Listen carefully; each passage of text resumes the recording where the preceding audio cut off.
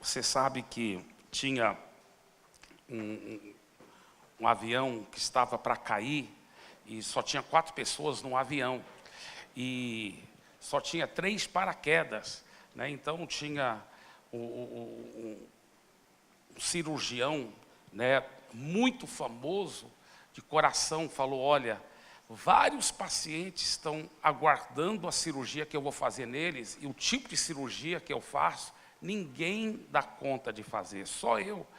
Todas essas outras pessoas vão morrer se eu não morrer, porque só tinha 3 paraquedas, 4 pessoas. Então ele pegou um dos paraquedas e pulou. Aí o outro era um homem, né, um cientista muito famoso. Ele falou: olha, eu saí na revista Time como o homem mais inteligente do mundo. Se eu morrer, o planeta vai ficar mais pobre sem a minha capacidade intelectual.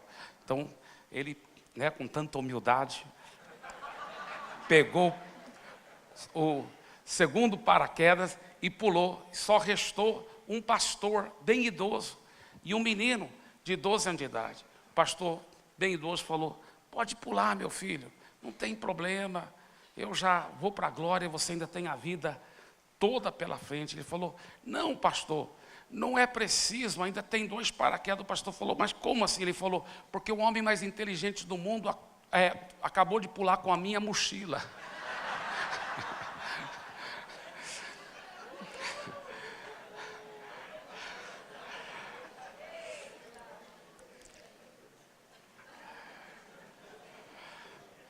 Por isso que nunca pode se achar tão inteligente assim, né? Mas eu quero compartilhar uma palavra que estou intitulando: a visão vencerá. A visão vencerá. Quando eu estava preparando, né, muitos dias atrás, pensando nessa mensagem, eu sinto que Deus falou para mim: olha, pegue a história de José do Egito e compare com o que eu quero trazer através dessa palavra. Então, a primeira parte dessa palavra vai ser hoje de manhã, a segunda parte hoje à noite. Confesso para vocês que eu estou muito emocionado sobre a segunda parte também dessa palavra, porque eu vou estar fazendo algo que o pastor Paulo Jeff me pediu, inclusive, para fazer, e especialmente hoje à noite, entrando em muitos detalhes de coisas que nós cremos que o Espírito Santo está levando as igrejas da paz para atuarem, para praticarmos. Agora, eu sei que tem alguns pastores e líderes de outras igrejas aqui, nós sentimos honrados com a sua presença, mas, ao mesmo tempo, por ser a convenção das igrejas da paz, eu sinto também muita liberdade de falar muito sobre a direção que o Espírito Santo está nos levando, né, através do Espírito Santo, acima de tudo, através da pluralidade da liderança do presbitério do governo nacional, através dos nossos líderes, pastor Paulo Jeff, pastora Rebeca.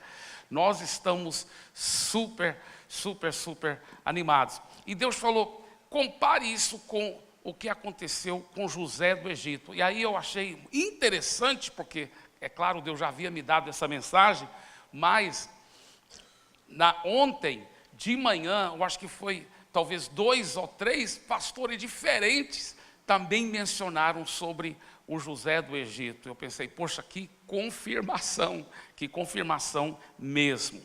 E a primeira coisa que sobre essa visão vencerá é que Deus, na sua graça, na sua misericórdia, tem dado para nós da Igreja da Paz uma visão poderosa e inspiradora.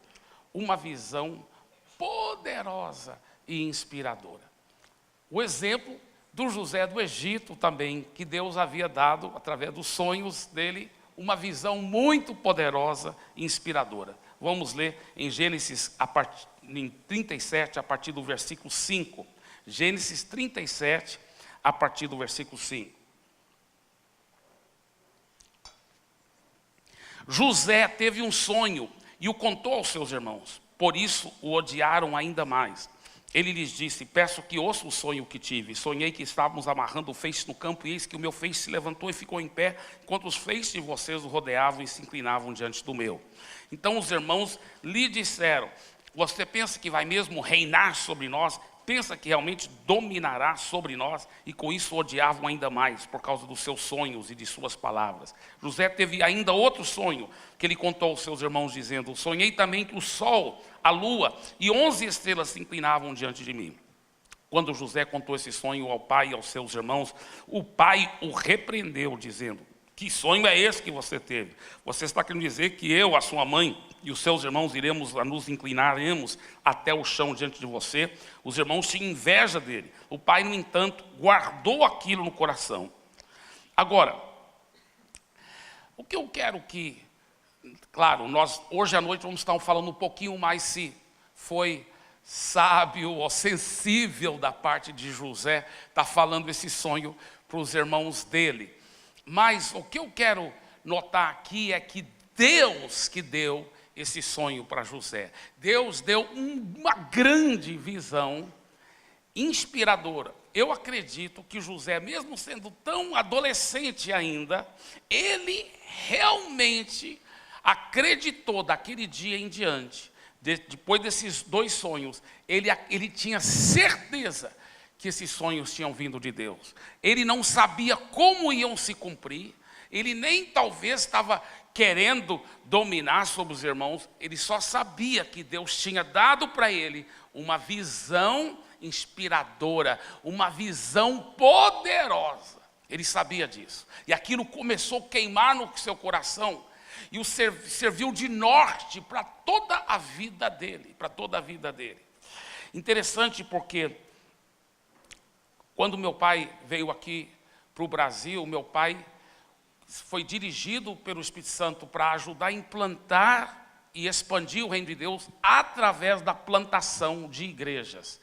Então isso, desde o começo, faz parte do nosso código genético. Essa visão bíblica, paulina, de implantar igrejas. Meu pai sempre falou que o apóstolo Paulo, que era a sua inspiração para plantar igrejas, Depois o meu irmão mais velho, o pastor Lucas, estava na Amazônia, sonhando e pensando: bem, papai sempre disse que a visão dele era a média de pelo menos uma igreja por ano, a média, né? Quantas que eu vou conseguir plantar? Qual é a visão de Deus para a minha vida? Foi o que o pastor Lucas, meu irmão mais velho, orando e buscando a Deus.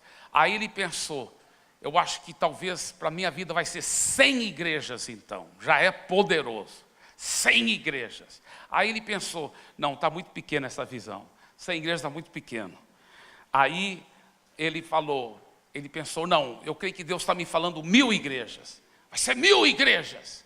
Aí o diabo falou para ele: está muito grande, você nunca vai conseguir. Você nunca vai ver essas 1000 igrejas implantadas. Aí disse o pastor Lucas, né, quando ele ainda estava aqui na terra, ele falou o seguinte, que ele sentiu dirigido por Deus: não é nem 100, nem 1000, vou ajuntar os dois juntos, 100 mil. 100 mil igrejas. Foi isso realmente o que aconteceu. Eu lembro ele contando essa história.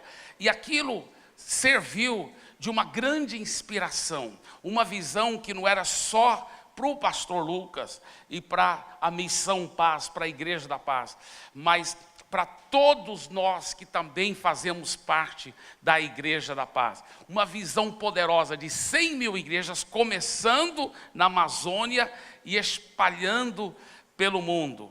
Mas na realidade, depois que o pastor Paulo Jeff e a pastora Rebeca assumiram, eles deixaram bem claro. Talvez o pastor Lucas já falava isso também, não sei. Mas o pastor Paulo Jeff, a pastora Rebeca deixaram bem claro: tem 100 mil é para começar só. É só para começar. Então, 100 mil é só para começar. Porque a ideia é realmente plantar centenas de milhares de igrejas ao redor do mundo. Anos atrás, eu não vou entrar nesses detalhes, eu já compartilhei isso em outras convenções da Igreja da Paz, como Deus deu a visão de Atos em ação, de plantar grandes igrejas nas grandes cidades do mundo. Então Deus realmente fez isso queimar no meu coração fortemente. Isso começou a nos nortear de uma forma muito, muito poderosa, muito, muito gloriosa. E uma das coisas muito lindas que Deus dirigiu o pastor Paulo Jeff e a pastora Rebeca, foi de organizar, de administrar e estruturar a missão para que ela tivesse muito mais eficiência, muito mais estratégia e muito mais fôlego a longo prazo. Uma das coisas que o pastor Paulo Jeff e a pastora Rebeca começaram a enfatizar muito é que devíamos plantar igrejas em cidades chaves que influenciam outras cidades. Tinham certas cidadezinhas que Paulo ficava só duas semanas. E depois, com a perseguição, tinha que fugir, mas já deixava um grupo de crentes lá. Tinha outras cidades que Paulo nem ia, ele enviava os obreiros da equipe dele para plantar igrejas. Mas outras cidades, como Corinto, onde Paulo ficou talvez mais do que um ano, como em Éfeso, que ele ficou mais do que 3 anos plantando. Por quê? Porque essas eram cidades chaves que influenciavam todas as outras cidades. Então isso é uma das coisas também que, através do pastor Paulo Jeff, pastor Rebeca, nós recebemos fortemente em toda a Missão Paz essa grande visão, é que as igrejas das grandes cidades vão plantar igrejas em toda a sua região. E você vê que então, irmãos, nós fazemos parte de uma organização missionária, de implantar igrejas, de plantar igrejas. Isso é a nossa visão poderosa, que queima em nós. Está aí, resumido, claro que depois em frases mais espertas ou qualquer coisa assim, a missão, a visão, etc, etc, o presbitério do governo nacional vai estar organizando tudo isso. Mas já resumindo, você já pode ver aí, esse é o sonho, essa é uma visão poderosa, uma visão inspiradora que deve nortear tudo o que nós fazemos como organização, como Igreja da Paz, para a glória do Senhor Jesus. Assim como José teve também essa visão que queimou dentro dele. Mas agora que Deus deu a visão, vem um tempo de maturação da visão. Se essa visão não for como uma galinha que choca os ovos até os pintinhos começarem a nascer, essa visão nunca será cumprida se não houver uma maturação dessa visão, se não houver uma incubação, se a gente não levar a sério essa visão. Então, aí existe essa segunda parte, uma maturação da visão. É interessante que a primeira coisa que José enfrentou foi a perseguição de dentro da própria família. Perseguição, ciúmes, invejas, críticas, sabe? Agora, interessante que nenhum momento você pega a impressão que José ficou magoado, ficou chateado, ficou amargurado por causa da inveja, por causa do ciúme, por causa da crítica e por causa da perseguição dos seus irmãos. José teve uma graça impressionante de amar e perdoar, de uma forma fenomenal. Mesmo depois, quando ele põe aqueles testes e tudo, aquilo não era porque ele estava perdoando ou não os irmãos. Aquilo era uma cura interior para ele, porque ele tinha que saber que os irmãos estavam arrependidos e não iam fazer com o irmão mais novo dele, o Benjamim, a mesma coisa que fizeram com ele. E ele provou isso para si mesmo e para os próprios irmãos, que Deus já havia feito uma obra na vida deles. Mas o que eu quero enfatizar aqui é que nessa maturação da visão, eu e você vamos vamos sim enfrentar perseguições. Vamos enfrentar críticas. Vamos enfrentar. Pessoas vão criticar, pessoas vão jogar pedras, e às vezes são pessoas de dentro, são os nossos próprios irmãos em Cristo, que vão perseguir, que vão falar mal, que vão criticar. A realidade é que somente árvore frutífera que recebe pedradas, e as pedradas sempre vêm de crianças, tá certo? Então, crianças que não entendem muita coisa sobre como poder desfrutar dos mesmos frutos. Já notou que numa corrida só falam de quem está correndo lá na frente, nos primeiros lugares? Toda a atenção e qualquer crítica está aqueles últimos, ninguém nem nota. A realidade é que vai haver críticas. Se estão falando mal de você, é bem provável que o seu sucesso está incomodando pessoas. Pessoas frustradas por não terem o seu nível de sucesso. Isso é uma realidade. Nós vemos, por exemplo, o exemplo de Caim e Abel. Pelo que a gente saiba, o Abel nunca fez nada contra Caim. Muito pelo contrário. O Abel só estava debaixo do favor de Deus. O Abel nunca foi insensível para com Caim. Por que Caim tinha tanta raiva que até matou Abel? Porque Abel estava debaixo do favor de Deus. Quando você está debaixo do favor de Deus, você atrai o ódio do diabo e aqueles que ouvem a voz do diabo. Quando você está debaixo do favor de Deus, existe algo muito forte na sua vida. Quando os que estão na frente, que levam as pedradas, que levam as perseguições, isso é um fato. Você não pode deixar isso te perturbar. Qual é a nossa reação? Nossa reação tem que ser uma de, igual José teve, de amor e perdão. Amor e perdão. Isso é um dos grandes segredos para a maturação dessa visão.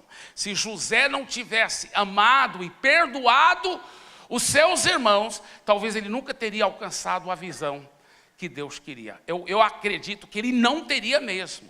Se você também não aprender a andar em amor completo, perdão completo, não deixa essas coisas te perturbar. Perdoa, ama, mas esteja blindado. Seja blindado. A Bíblia fala que os que são de Deus, eles não ficam ofendidos. Você sabia que é impossível você me ofender? Não tem jeito de você me ofender. Não tem jeito, porque antes de você tentar fazer qualquer coisa, você não vai fazer em nome de Jesus, mas mesmo se você fizesse, você já está perdoado. Já está perdoado. Ah, vou falar mal da sua mãe. Já está perdoado. Já está tudo perdoado. Você já está perdoado. Ninguém consegue me machucar. Porque eu já decidi há muito tempo atrás que já estão perdoados antes de machucar. Então, não conseguem machucar. Eu já estou blindado. Ah, o fulano falou mal de você. Já está perdoado. Está perdoado. Está perdoado. Então, é muito, muito gostoso. Muito gostoso viver assim. Agora, o José, isso foi um dos grandes segredos da maturação da visão. Se em nenhum momento pega a impressão que ele ficou chateado, ficou magoado com os irmãos. E olha, nós como pastores, a gente é perseguido às vezes pelo lobo mau, né? Os demônios aí de fora. Mas tem uma mordida que dói muito mais do que a mordida do lobo, que é a mordida da própria ovelha. E no mundo natural talvez não, mas no mundo espiritual, e especialmente aquela ovelha que você está dando sua vida por ela, e ela te dá punhalada pelas costas, ela fala mal de você. Meu Deus, isso dói demais. Mas se você já preparar-se espiritualmente, falar, já estou blindado, nada vai me ofender, eu amo, vou atrás, vou perdoar, não vou ficar pensando. Você sabia que é pecado você ficar pensando nesse problema? Você deve encarar o problema, pega as promessas da Bíblia que traz a solução, problema, resolve a coisa no seu coração, ora, aplica a fé, esquece. Se você ficar pensando no problema, você está em pecado. A Bíblia fala que em Filipenses 4:8, ele fala, tudo que é de boa fama, boas notícias, seja isso que ocupe o vosso pensamento. Se você ocupar seu pensamento com as coisas negativas, você está em pecado. Você está em pecado. Então eu tenho aprendido não pecar, tenho aprendido ficar feliz, aleluia. Eu acho legal como Deus nos dá ordens assim fenomenais. Não preocupeis sobre nada. Alegrai-vos sempre. Olha só as ordens. É fantástico você escolher a controlar a sua mente e obedecer a Deus. Agora, é interessante porque, junto com esse amor e perdão, eu quero mencionar algo aqui que já é algo muito forte que Deus tem trabalhado dentro da Igreja da Paz recentemente.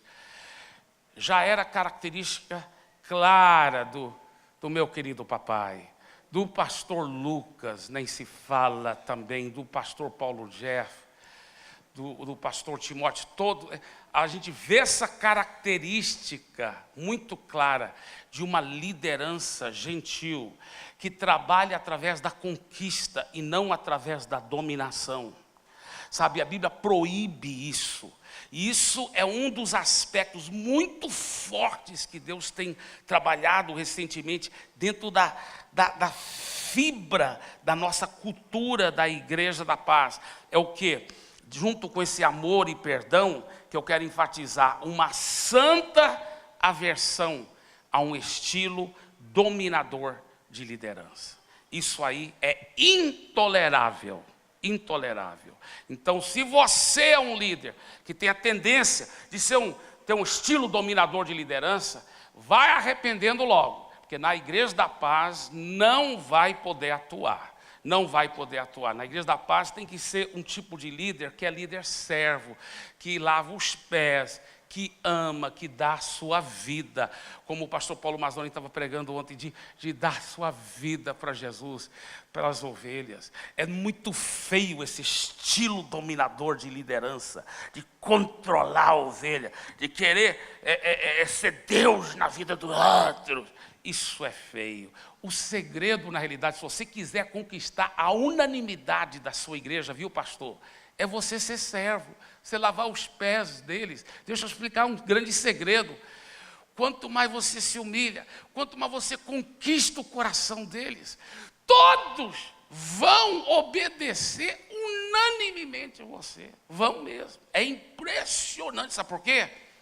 Porque nada forçado dá certo. É através da motivação, através do amor, através do modelo, através do exemplo. Nada forçado dá certo, meu irmão. Então, você que é membro na Igreja da Paz e deseja um dia ser líder, você que já é líder, deixa eu falar uma coisa, é uma santa versão.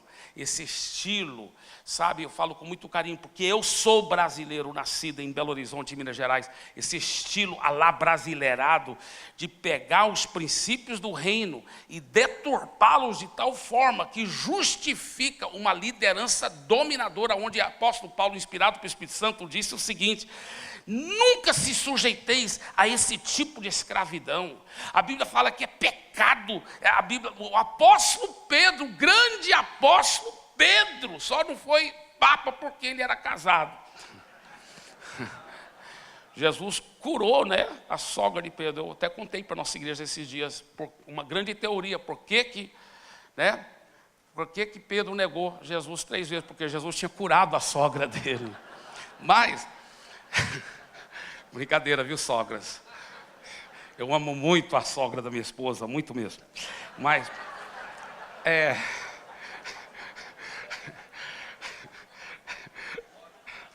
não, a minha sogra também é uma benção. Ela caiu do céu, É que a vassoura quebrou, né? Brincadeira, só estou brincando.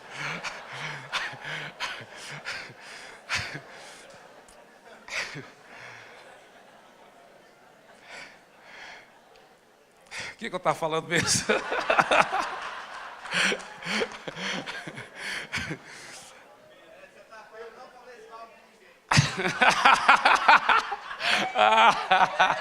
Eu estava falando de não falar mal de ninguém. Eu estava falando contra mentir, estou brincando.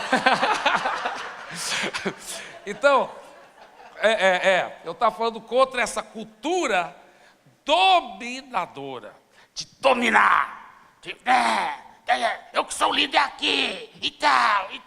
Isso é feio.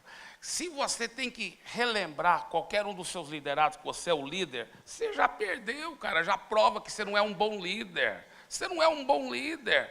O líder é conquistar o coração, é ser modelo, é dar sua vida pelas ovelhas.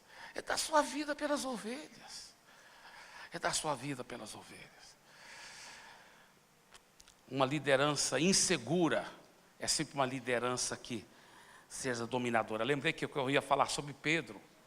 Pedro, o grande apóstolo. Irmãos, nunca na história do mundo a sombra de alguém curava as pessoas. Para onde ele vai andar? Rapaz, ele foi comprar pão, agora ele vai estar saindo de lá para a casa da irmã Maria. Para onde o sol está batendo para cá. Pega todos os doentes, coloca para cá. Porque a sombra dele curava todo mundo. Irmão, nunca aconteceu isso, nem antes nem depois que eu soube. O cara era um fenômeno. E na época da igreja primitiva, todos olhavam para o Pedro como líder principal, nesse sentido. Aí a igreja católica tem uma certa razão mesmo, que ele era olhado como líder principal. E é interessante que esse grande apóstolo Pedro, lá em 1 Pedro capítulo 5, o que ele diz? Rogo aos presbíteros, eu presbítero como você. Ele se coloca no nível. Aí qual é uma das primeiras coisas que fala?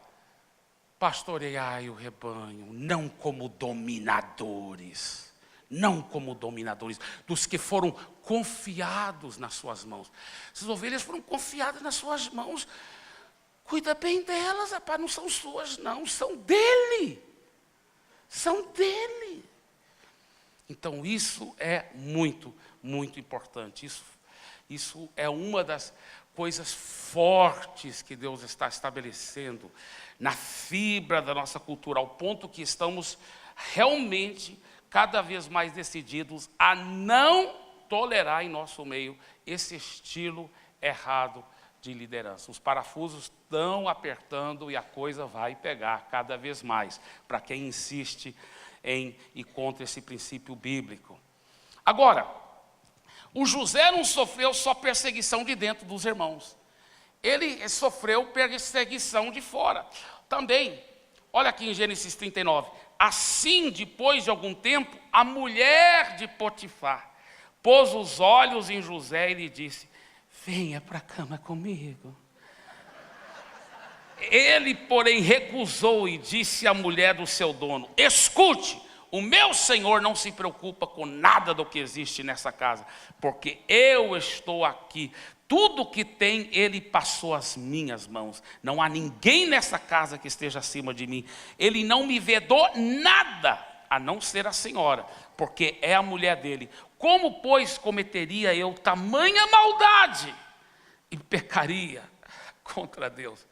Queridos, não sei se foi Jacó, não sei se foi Rebeca, não sei se foi os dois, não sei se foi o tempo a sós com Deus, mas alguém ensinou princípios profundos, poderosos para esse jovem, esse adolescente, longe de todo mundo, vendido como escravo, mas com princípios de tanta santidade. Olha a percepção dele. Não posso fazer mal contra o meu patrão, mas principalmente, eu não posso pecar contra meu Deus. Caráter é quem você é quando ninguém está olhando.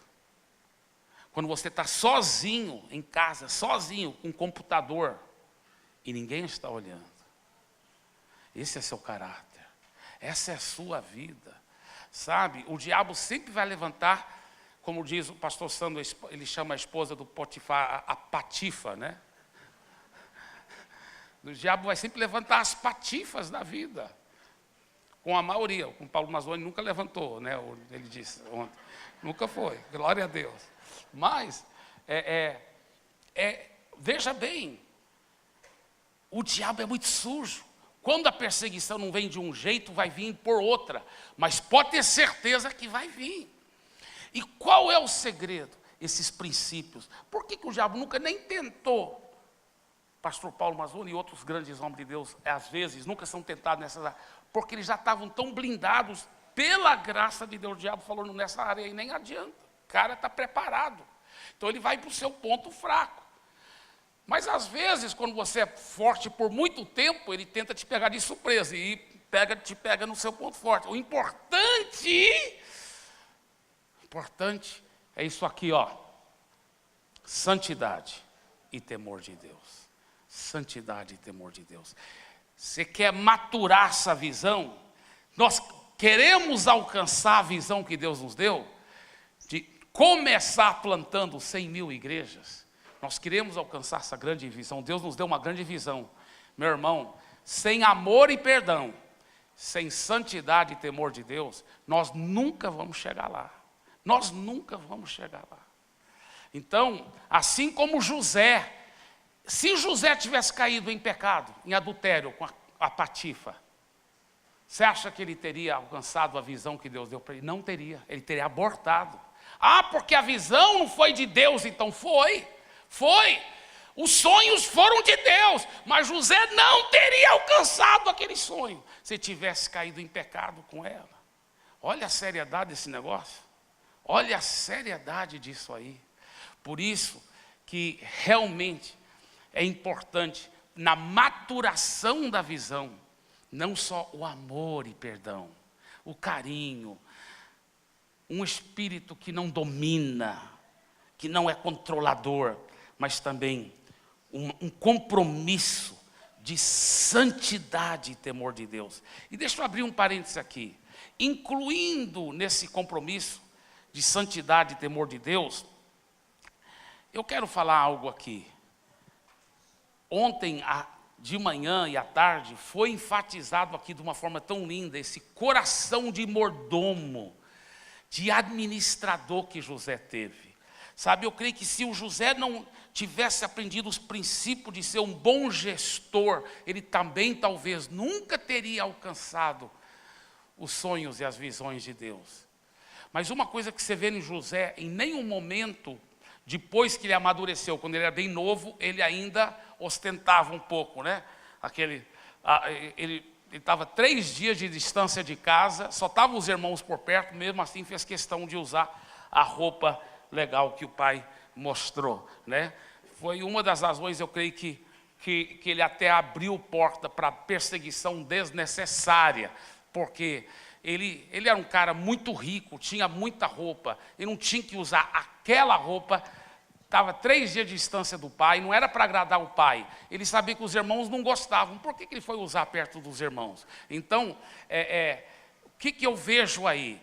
Eu vejo uma falha, todos nós estamos aprendendo e crescendo, e eu vejo essa mesma falha muitas vezes em pastores, nunca tiveram nada na vida, agora querem ostentar, agora quer um carrão, quer ter isso, quer ter aquilo, para se aparecer e tal.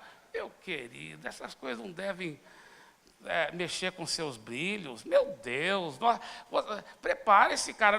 Você tem que já acostumar, nós vamos andar em rua de ouro. Sabe? Nós temos tudo do bom e do melhor, mas vive uma vida sábia. Sabe, o mundo só está procurando qualquer brecha para nos criticar. Por isso que eu já determinei, né? Quando eu estava no começo do ministério, que eu aprendi os princípios de fé, eu falava assim, um dia eu vou ter uma Ferrari, um dia eu vou ter isso, um dia eu vou ter aquilo. Depois Deus falou para mim, meu filho, esse mundo é muito passageiro, essa vida não presta aqui, assim no sentido de temporário demais. E o mundo vai cada vez mais estar de olho em você.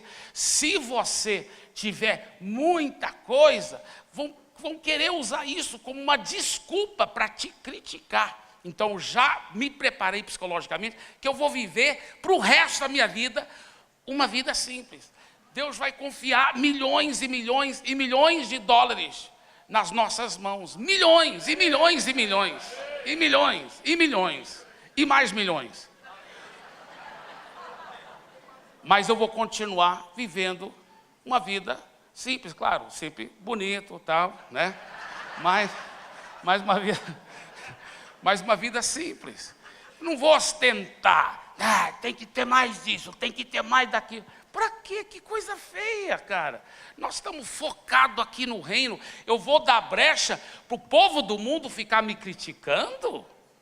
Ai, papapá. Não, cara. Não vou dar brecha para o povo do mundo ficar me criticando, não. Eu vou viver uma vida sábia. Olha a nossa liderança, pastor Paulo Gé, pastor Rebeca. Eles podiam estar numa hipermansão, eles podiam já ter comprado, com recurso da Missão Paz, até um avião para poder eles trabalharem no ministério, entendeu? Mas eles falaram, não, a gente vai viver uma vida simples, porque nós não queremos chamar atenção para nós, e nem queremos dar brecha para o mundo poder nos criticar. Amém? Então isso é importante demais, queridos, muito importante. Outra coisa que eu acho muito lindo sobre José, é que ele era, o que a gente chama em inglês, um go-getter. Ele trabalhava no duro, com proatividade, sabe? Ele trabalhava no duro, ele era um cara trabalhador, um cara esforçado, para valer. E ele não tinha um pingo de preguiça, uma célula de preguiça dentro dele. Por isso que todo mundo era apaixonado por ele. Todo mundo, aonde ele trabalhava, os caras falavam, cara, você é demais. Ele foi cair na prisão ele se tornou um líder lá, porque o cara era proativo, pegava a vassoura, vamos fazer, vamos cuidar, vamos lá. Ele não tinha uma gota de preguiça dentro dele. O cara era trabalhador, o cara é esforçado, sabe? Deus não dá prêmio para preguiçoso. Especialmente nós que somos financiados, pelo amor de Deus, eu tenho um temor de Deus. Esse dinheiro é santo que está me financiando. Rapaz, eu gosto de trabalhar na obra de Deus. Às vezes as pessoas falam assim, pastor, me perdoe, você está aqui tantas horas me aconselhando, cuidando do meu casamento. Pastor, me perdoe, te dá tanto trabalho. Eu falei, o que é isso? Não peça perdão, eu amo o que eu faço. Eu trabalhei 10 anos como pastor em Santarém, sem ganhar um centavo, e meu plano era continuar a fazer isso, só porque depois os meus copastores e minha liderança que insistiu.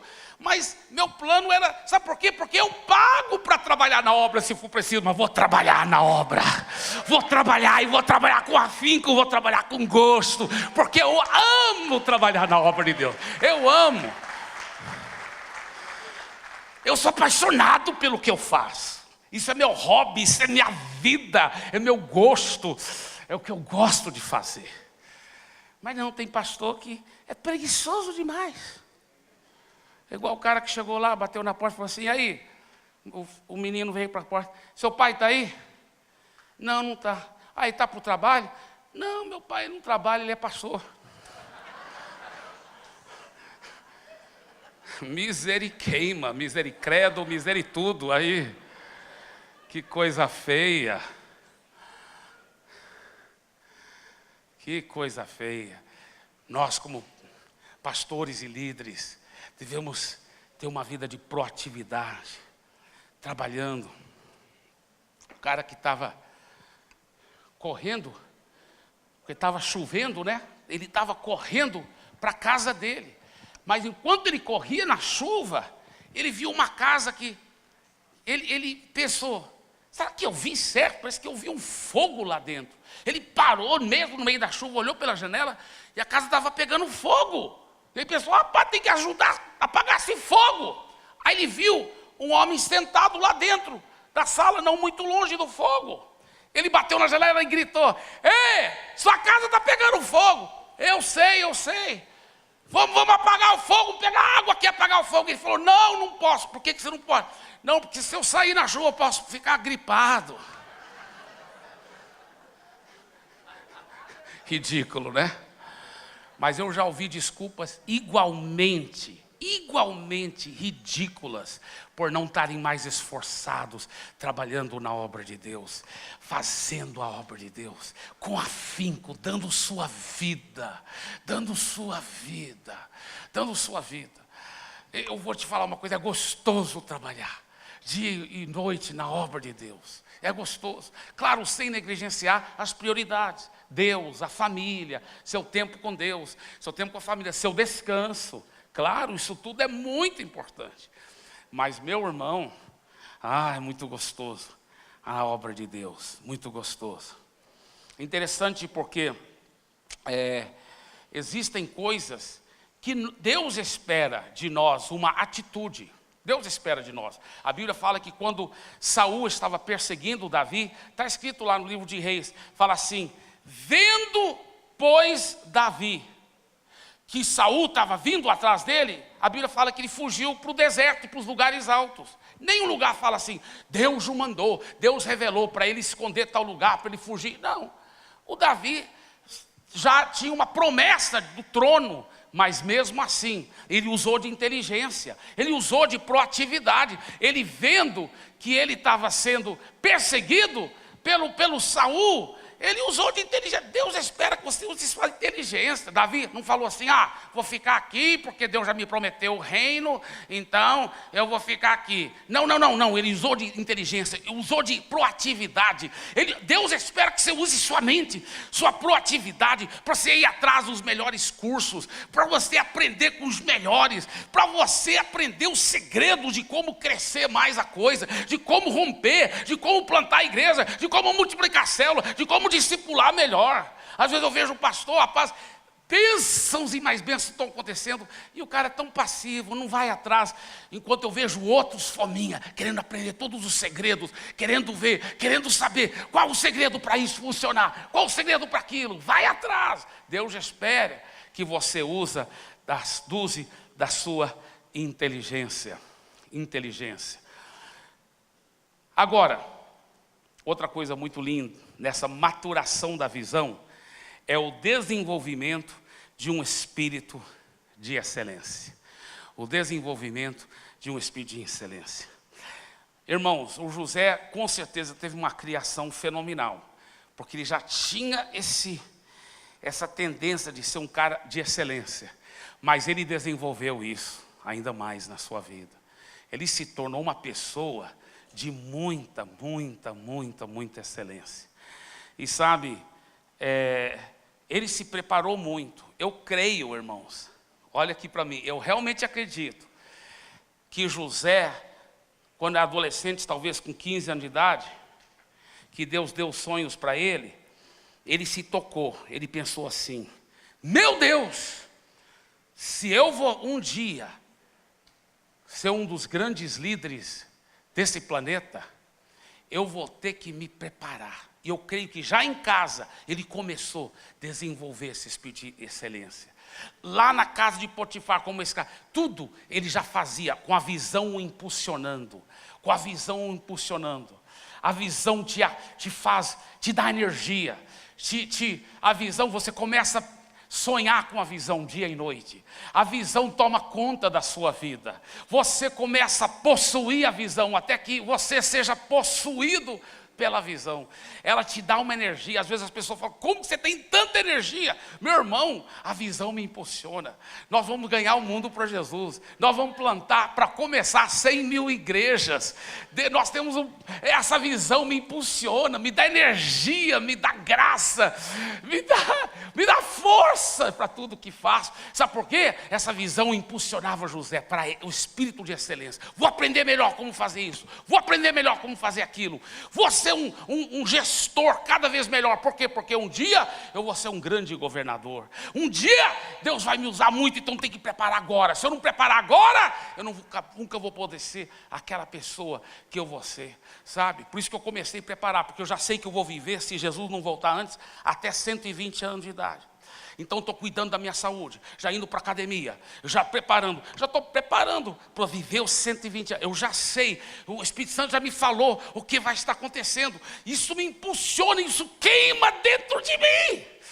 E eu quero te desafiar para a visão, desenvolver em você um espírito de excelência. Fala assim: rapaz, eu vou estar bem no meio desse fogo, dessa igreja que vai abalar o mundo. Eu vou ser um dos líderes nessa igreja que vai sacudir o planeta Terra. Eu vou ser um deles e eu vou me preparar mais. Eu vou pagar o preço para preparar mais, porque eu não vou ficar por fora desse avivamento, não.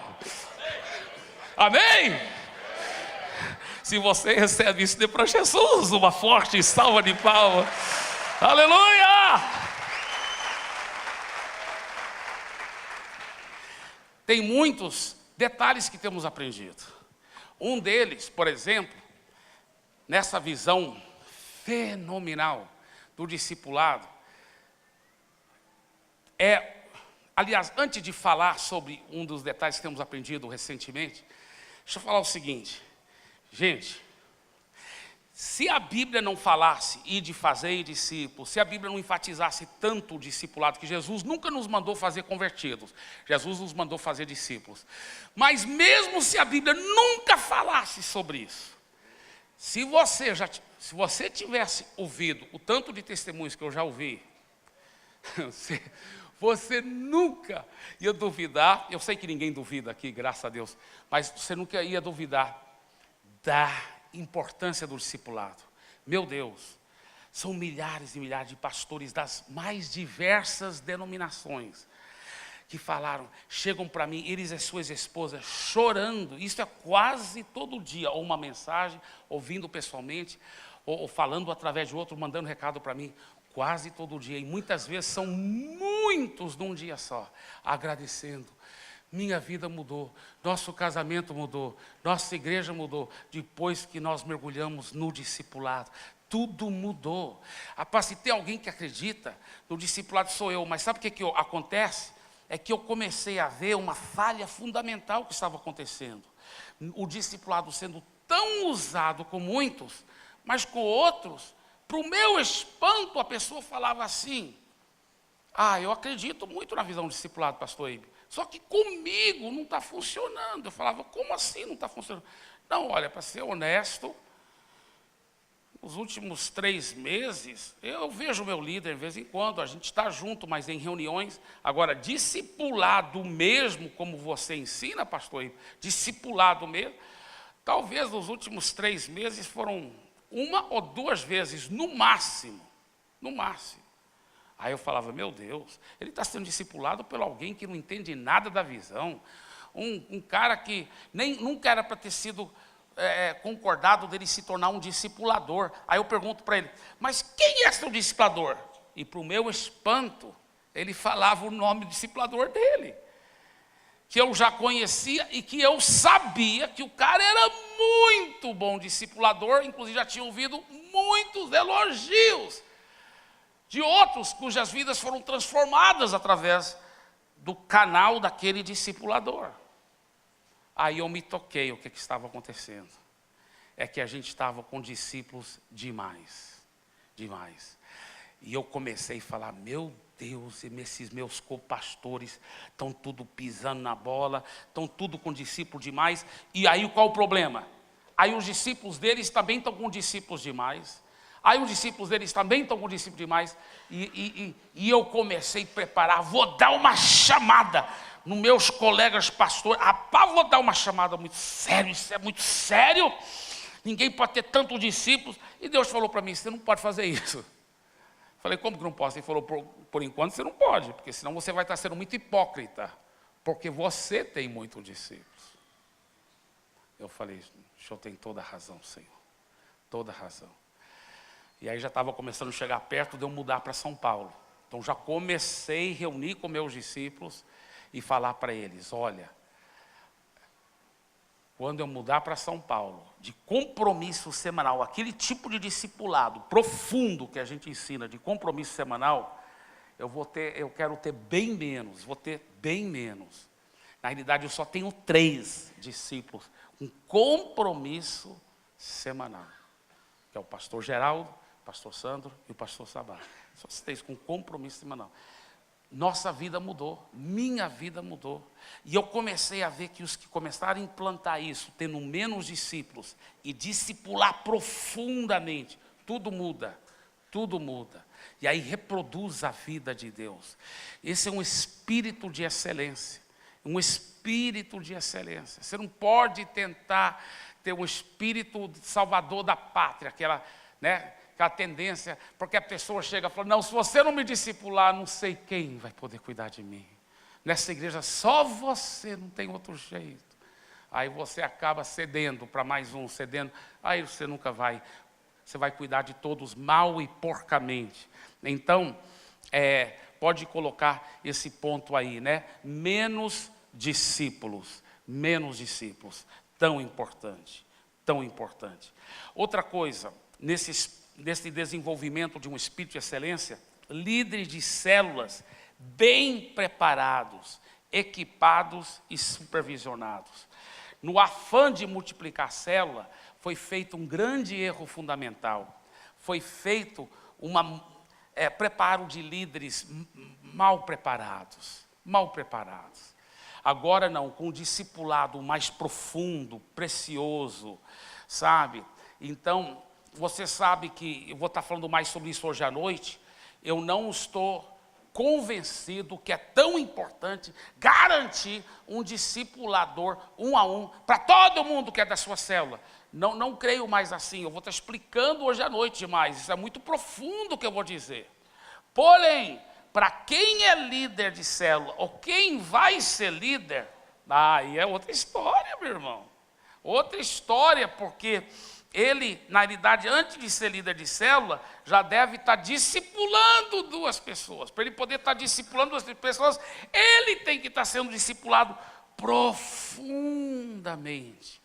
Aí, meu irmão, você vai ter outro nível de líder de célula, outro nível de excelência, outro nível. Eu vou te falar uma coisa, pastor Sabá, pastor Giovanni, pastor Arão, pastor Isaías e tantos outros pastores da minha equipe que estão aqui, são testemunha o que eu vou dizer.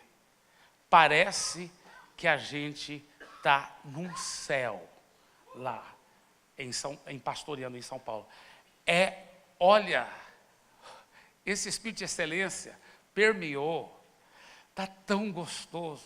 Os líderes dos nossos life groups, que a gente chama das células de life groups, os líderes das nossas células, eles são tão espirituais, tão cheios da presença de Deus.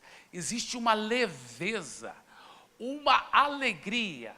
O Giovanni fica falando, não me belisque, eu não quero acordar. Don't pinch me. E é verdade, todos nós estamos experimentando uma leveza. Sabe por quê? Qualidade gera um ambiente de tanta leveza, tanto descanso. Sabe, a nossa igreja está crescendo poderosamente, mas é como se o peso do crescimento não tivesse acontecendo. Por causa da liderança tão boa que cuida das ovelhas, sabe, é uma coisa, é difícil explicar para você, sabe, por quê? Porque quando você tem, escuta bem, cada célula liderada pelo alguém que é amoroso, que tem coração de pastor, de cuidar bem daquelas ovelhas, você é o pastor mais feliz do mundo. Você é o pastor mais feliz do mundo. O pastor mais triste do mundo é que tem um monte de grupo pequeno, mas fica sabendo que ninguém está realmente sendo bem cuidado. Aí ele é frustrante demais. Agora, quando você sabe, não, se alguém está numa das minhas células, a paz, ele é amado, ele é cuidado, ele é abraçado, ele é bem pastoreado. Aí é outra coisa. É outra coisa, é outra coisa, é outra coisa. Então, líderes de células bem preparados, equipados e supervisionados. Outra coisa, organização inteligente das células, do Tadel e outras reuniões de liderança e treinamento. sabe? Tem tanta coisa nova acontecendo aí em algumas igrejas da paz. Não fique por fora, meus queridos. Não fique por fora. Vocês acabaram implantando aquilo? Em outubro já começa uma forma totalmente revolucionária do treinamento e supervisão de líderes lá em Fortaleza, né? Eles vão ter na primeira terça do mês todos os líderes de célula se juntando, de todos os campos diferentes em um só lugar, recebendo um treinamento, supervisão forte. Na segunda terça, aí os supervisores de setor para cima somente que vão reunir para receber um treinamento mais apurado. Na terceira terça, é o grupo de setor reunindo na casa do supervisor de setor. E na quarta terça, é livre, não tem nada. E se tiver 5 terças, mais uma outra terça ali. Comunhão, churrasco. Oh, aleluia, essa vida é igual o Ed Lee, eu falo, uma das grandes teologias da Bíblia é comeologia. Você pode notar lá, Jesus toda hora estava comendo com os discípulos. E a minha célula também, rapaz, eu gosto do churrasco, de uma bola, aleluia. Nós temos que fazer outra, né, pastor Eliel? Outro churrasco e jogar bola daquele jeito, aleluia. Oh, vida boa com Jesus. É muito gostoso, né? Inclusive eu tenho muitos membros do meu life group que está aqui, que a gente é apaixonado um pelo outro. Já, apesar do life group ser novinho ainda, a gente já se sente como família mesmo. A gente se ama. É muito gostoso. Me dá vontade de chorar, porque são minha família. É minha família. É muito gostoso. A vida com Jesus é para ser gostosa, para ser deliciosa, gente. É para ser prazerosa. É para ser prazerosa. Outra coisa, leveza nas responsabilidades dos líderes não financiados. Agora, isso é muito sério. Muito sério. Nós que somos financiados, a gente paga um preço maior. Claro, usando prioridade, priorizando o tempo com Deus, o tempo com a família. Nós acreditamos muito que nós aprendemos com a Igreja Gateway sobre a cultura do descanso. Por isso que até temos pastores de rede.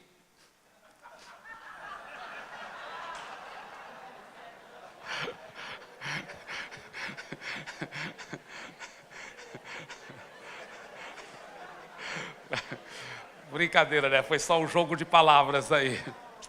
Mas é o seguinte, a gente acredita muito que nós aprendemos com a Igreja Gateway sobre a cultura do descanso. Eles nos ensinaram muito sobre a importância de não se sobrecarregar. Isso é muito importante. Mas se nós que somos financiados não devemos nos sobrecarregar, imagina o voluntário. Meu Deus!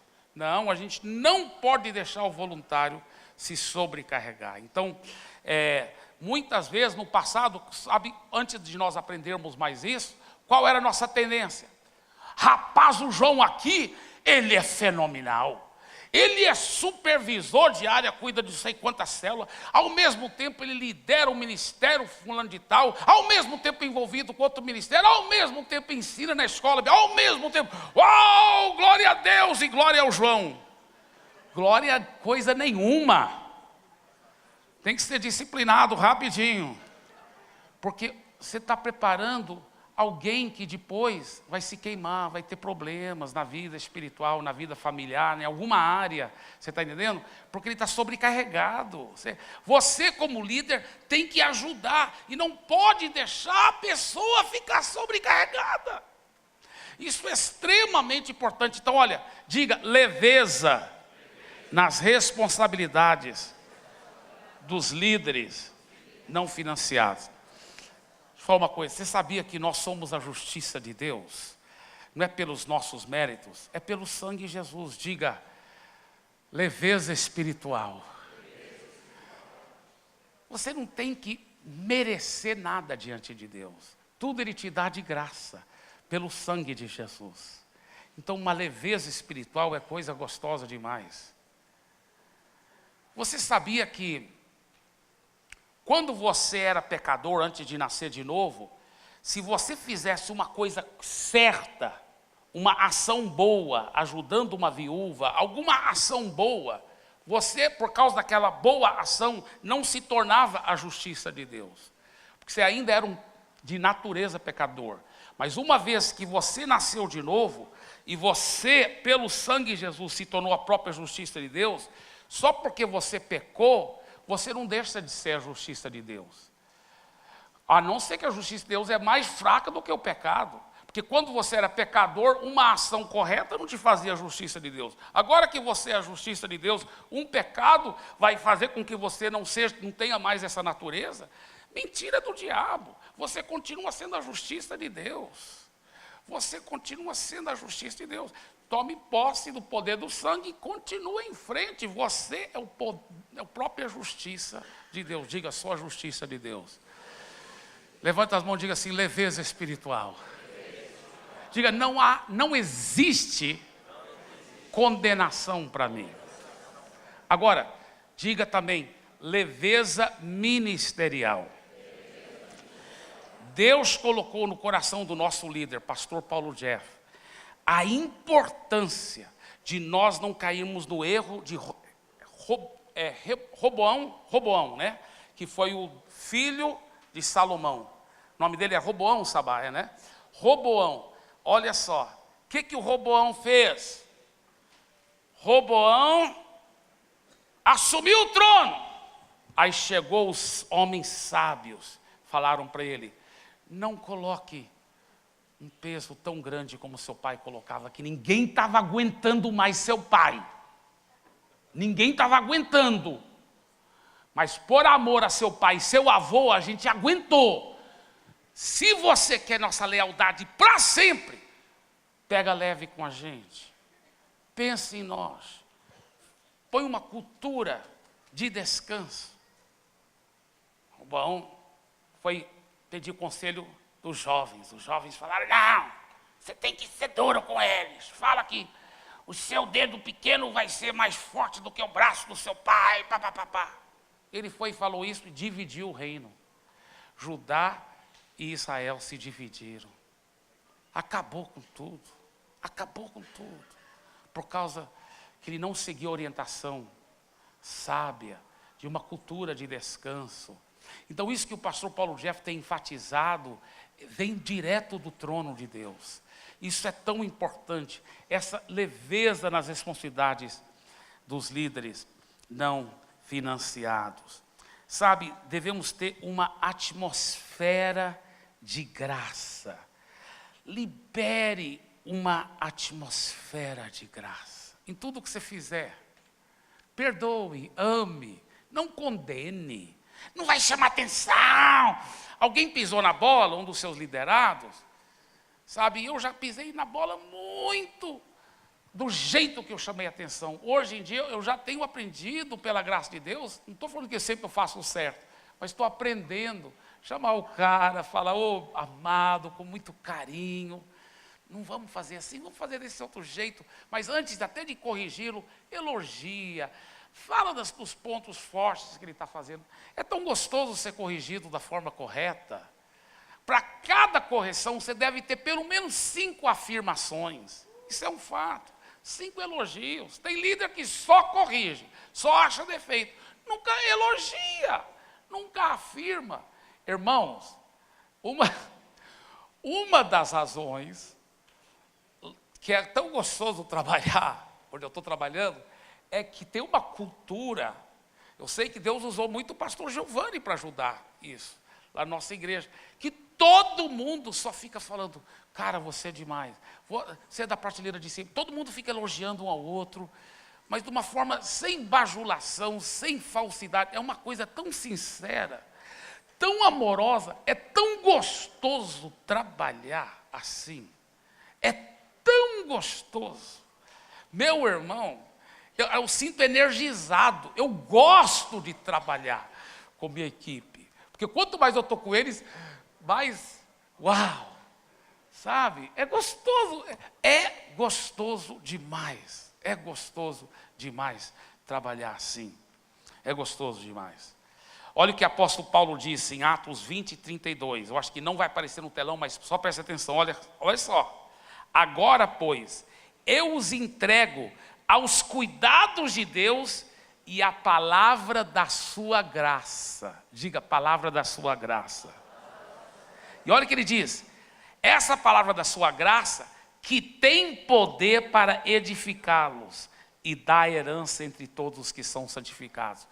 Quando você vem com uma palavra de graça, isso edifica e ajuda os membros da sua igreja a tomar posse da herança. É muito gostoso, é muito gostoso. Eu lembro visitando a célula do pastor Gildo, numa grande comunhão, era noite do faroeste. Até me deram um chapéu, que nem do Valdomiro. É forte, Brasil. Tem até a bispa Francinel daqui. Então, aí, o que acontece? Lá nessa festa cowboy, todo mundo fazendo festa, todo mundo dançando, todo mundo brincando, se divertindo demais. Crente com um monte de não crente, que estava tudo convertendo lá na célula do Gildo, médico, tanta gente. Rapaz, o Gildo é demais. Aí, o que eu vi? Eu falei, meu Deus, está muito gostoso. Será que é porque nós não começamos a trabalhar no duro ainda, não fizemos a inauguração oficial? Aí eu já chamei minha equipe, falei, equipe, olha, mesmo depois de inaugurar a igreja, a gente vai continuar assim, só tendo festa, brincando, porque está gostoso demais. É assim, é o melhor jeito de crescer, com alegria, com festa. Nós já estamos trabalhando no duro, mas nós estamos curtindo cada segundo. Irmãos, o céu vai ter que ser muito bom para ser melhor do que eu já estou experimentando. Meu Deus, eu já durmo com uma anja toda noite. Aleluia. É muito gostoso. Essa vida é... Olha para o seu vizinho e fala assim, essa vida com Jesus é boa demais.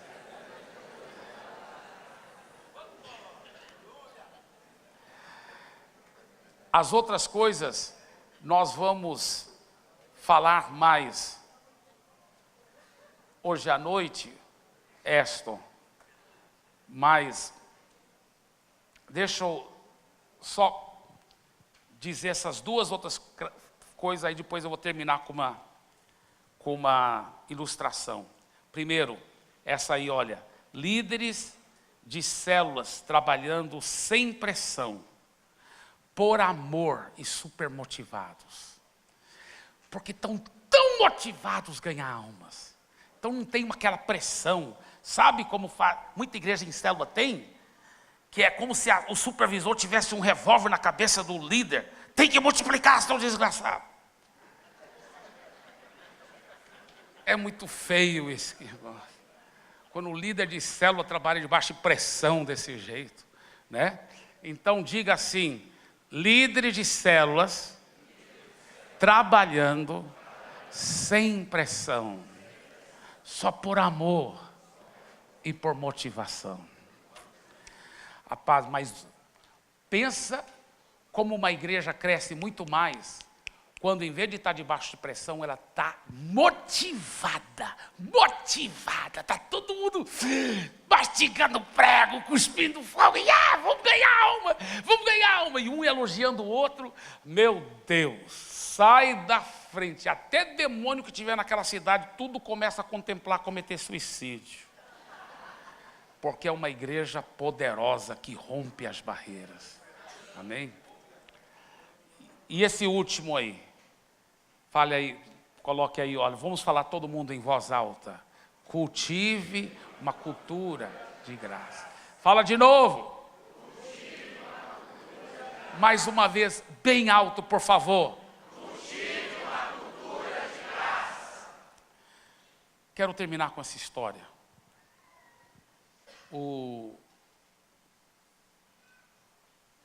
Uma professora, isso aconteceu nos Estados Unidos, o nome dela é Miss Thompson. A Miss Thompson, ela sempre dizia que amava todos os alunos. Os alunos tinham que uns 10, 11 anos de idade, porque era aluno do quinto ano. Ela sempre dizia que ela amava todos os alunos dela. Porém, depois ela admitiu que ela não gostava muito do Ted, pois o Ted parecia tão apático e sem interesse de estudar e aprender. Ele, muito apático lá. Quando chegava o Natal, você sabe que o Natal é no meio do ano escolar americano. Então é bem no meio do ano escolar. Todos os alunos, né, chegavam com presentes, até que os pais mandavam para a Miss Thompson. E fazia aquela fila dos alunos para dar o presente de Natal para a Miss Thompson. Cada presente mais bonito, embrulhado com embrulho chique. Cada presente bonito. Quando chegou a vez do Ted, tinha um embrulho assim meio feio, daquele papel marrom assim de embrulho de supermercado. Mas ele estava, você viu que ele tentou amarrar bonitinho e falou: aqui, Miss Thompson. Quando ela abriu, tinha uma pulseira, faltando várias pedras, um frasco de perfume, metade usado. Alguns alunos riram, gozando do Ted, mas ela procurou ser bem educada. Ela: oh, obrigado, Ted. Ela até colocou a pulseira. Que bonito, pulseira de pedra, né? Bonito. E ela colocou o perfume.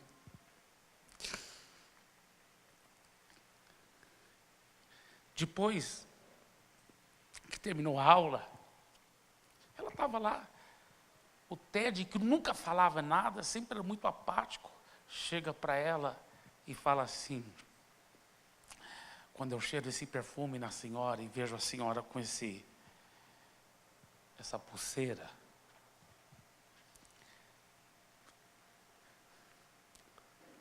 me faz lembrar da minha mãe.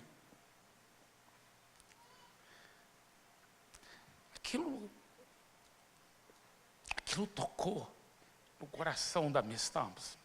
Ela pensou: quem é o Ted? Eu não conheço quem é o Ted. Ela foi lá para os arquivos da escola. Ela encontrou nos arquivos da escola, primeiro ano. Ted tem grande potencial, mas tem situação familiar em grandes dificuldades. O arquivo. Segundo ano. Ted poderia ser um aluno mais aplicado, mas a mãe dele está gravemente doente. Terceiro ano. Ted é um bom menino, mas não presta tanta atenção na aula. A mãe dele morreu esse ano. Quarto ano. Ted tem dificuldade no aprendizado. Seu pai não demonstra interesse nenhum nele. E ela era professora agora do quinto ano. Aquela noite, a Miss Thompson voltou para casa. E ela chorou muito.